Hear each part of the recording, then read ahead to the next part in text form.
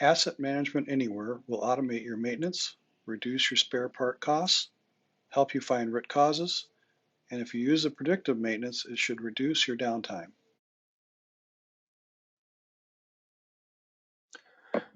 Well, hello everybody, and thank you for taking the time to watch this demo of Asset Manager Anywhere, a product of the AnyWare Apps product line.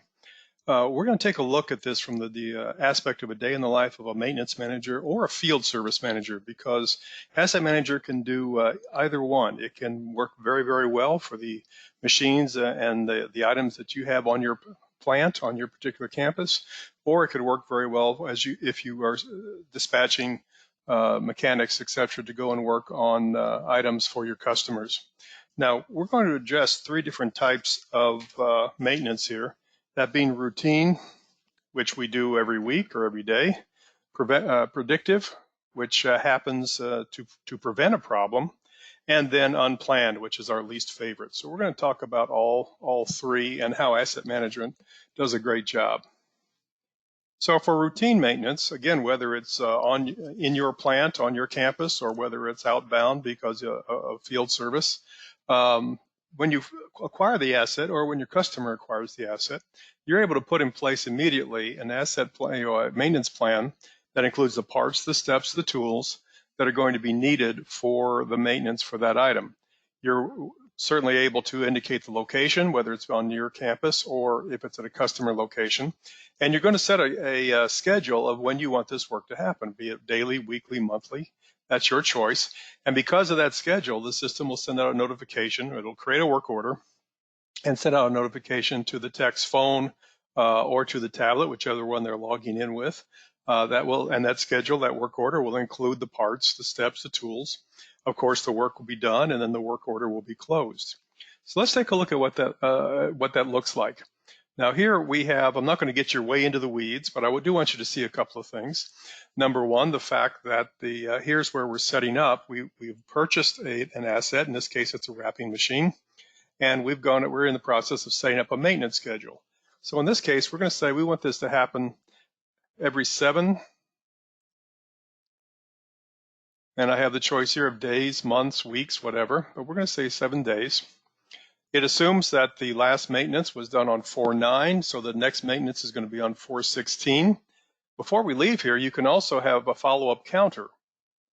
So in this particular case, based upon number of impressions that might have been made or number of units that may have been manufactured, number of hours that the piece of machinery was used, again, whether it's on your campus or if it happens to be out in the field, the system would trigger that as well. But what happens is on 4/16, this is going to send out a work order that the techs can use. And that work order will look very similar to this. And what we have here is, first off, we have the materials that they need. So when they go out, in this particular case, we're saying that they need a drive belt. We're saying in this particular case, they need a thermostat, or thermometer, so that they can check the heat on the machine. And then they are going to have the steps necessary to make sure that they execute everything that's part of this maintenance plan. And then over here, we check off, as we've completed them, the items that are done. So what that gives us is what we've talked about here. The work order would be created. The one we took a look at would be on the 16th of the month. It would include the parts, the steps, the tools, as well as the location, again, being on your campus or in your shop, or it might be at a customer's location because of you're operating a field service. We've already scheduled it. I've shown you how that works. The notification would go to, again, whatever piece of equipment your tech uses to stay in touch, be it a phone or a tablet. We've shown you how the work can be done, and then the work order is closed. Now, predictive maintenance is when among other things, when routine maintenance discovers a problem. So there's a couple of scenarios here. Routine maintenance may have discovered a problem. Maybe they went out and they heard a bearing squealing. They saw that a belt was badly worn. What they're able to do from there is create what's called a child work order from their phone or tablet, and maybe a different tech, maybe a higher level tech goes out and resolves that problem. The other possibility is a notification from a sensor.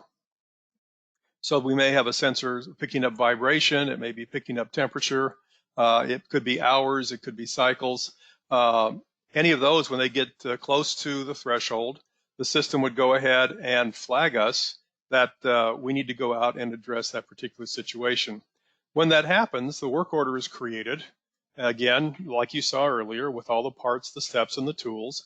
Or you're also able to take a look at a service contract, which can be uploaded into the asset record or the warranty, and those can be referred to if need for the repair. If a work order needs to be sent, it goes to the tech's phone or tablet. Again, the work is completed and the work order is closed. So let's take a look at how that looks. Now from here, we would create the child order. So we've gone out and done the work actually, but here's where we discovered that there was a problem. We're going to create a related work order, which again is going to go out and have all the necessary parts, steps, etc. for whatever we have discovered. You could create a brand new work order, that would certainly be okay, and that would work just fine. The other thing that you're able to do is when you have an asset, so again, we're looking at our friend the wrapping machine, we come down here and we have a couple of choices here, documents and warranty information.